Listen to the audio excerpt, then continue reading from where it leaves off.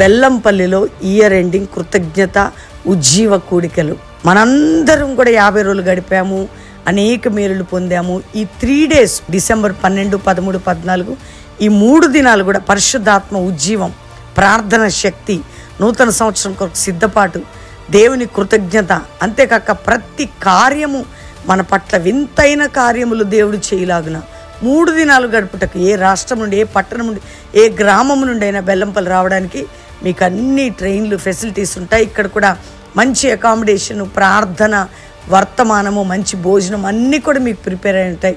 ఇక్కడ ఇంతకుముందు ఎంత ఉజ్జీవముతో ఈ కూడికలు ఆత్మీకంగా జరిగాయో, ఎన్ని ప్రార్థనలు జరిగాయో, అంతకంటే బలంగా మనం ఈ 12, 13, 14 3 దినాలు బెల్లంపల్లిలో మందిరములో పరిశుద్ధాత్మతో 3 దినాలు గడుపుదాం. దేవుని కృపను పొందుదాం.